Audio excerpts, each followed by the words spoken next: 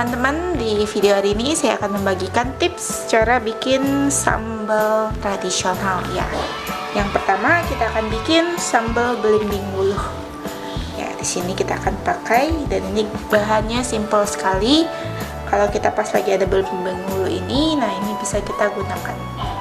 Ini asemnya alami ya. Jadi kalau bagi yang suka asem, sambal belimbing wuluh ini rekomen banget ya. Nah, yang kita perlukan belimbing wuluh, terus ada cabai, dan juga sedikit terasi bubuk atau terasi batang juga boleh ya. Jadi ini bahannya. Terus nanti kita akan butuh bahan tambahan. Untuk penyedapnya kita akan pakai gula pasir, garam, dan juga penyedap jamur ya. Ayo langsung kita proses. Pertama kita akan belimbing wuluhnya ini akan kita kupas dulu. Nah, ini belimbingnya sudah kita cuci bersih ya, jadi tinggal dikupas. Cabenya kita taruh.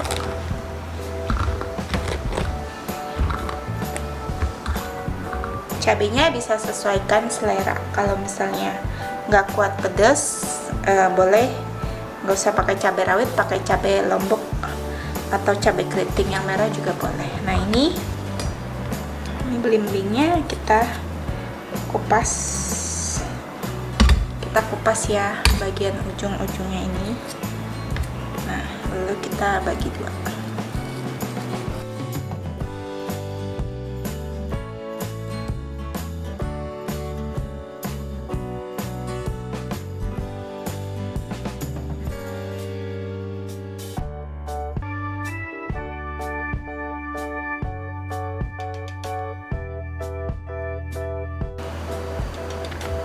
Oke, nah ini udah selesai. Udah seperti ini, kita kukus dulu ya teman-teman. Ini kita kukus terlebih dahulu. Ya, kita masukkan ke dalam kukusan dan kita kukus sampai belimbing dan cabenya mendidih.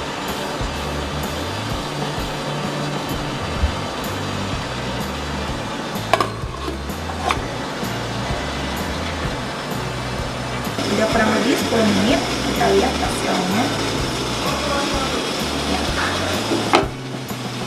Ini udah, nah kita tutup, udah melek, ini udah boleh ya, kita mati dan kita keluarkan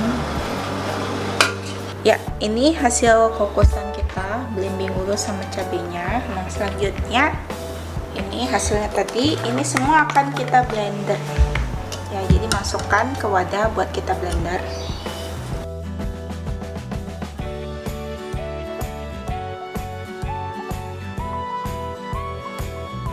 Ya, begitu kita masukkan ini terasi bubuknya, kemudian penyedap jamurnya, lalu garam, kemudian gula. Kita blender tanpa air.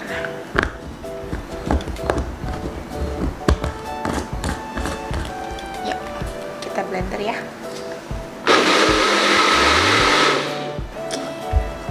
Setelah di blender, hasilnya akan seperti ini.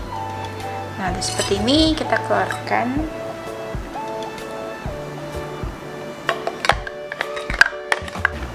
Oke, ini sudah jadi ya, sambal belimbing wuluh. Bikinnya gampang kan? Jadi ini asamnya udah asam alami ya teman-teman. Kalau misalnya suka manis, boleh gulanya dibanyakin. Nah, kalau misalkan teman-teman mau teksturnya yang agak kasar, boleh ya, tidak usah di blender, tapi bisa diulek atau di blender kasar, jangan sampai terlalu halus.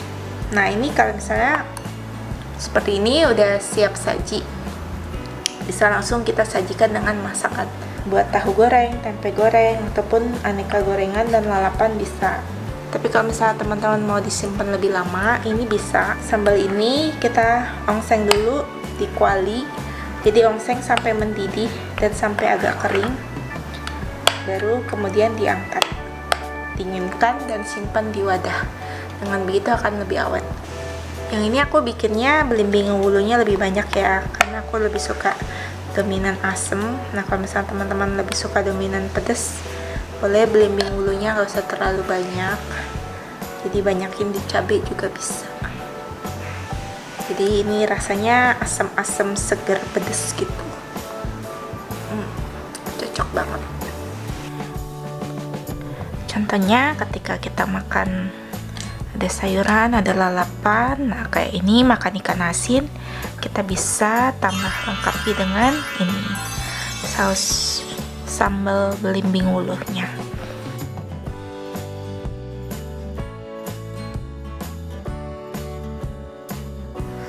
Ini tinggal kita cocol dengan sambal belimbingnya.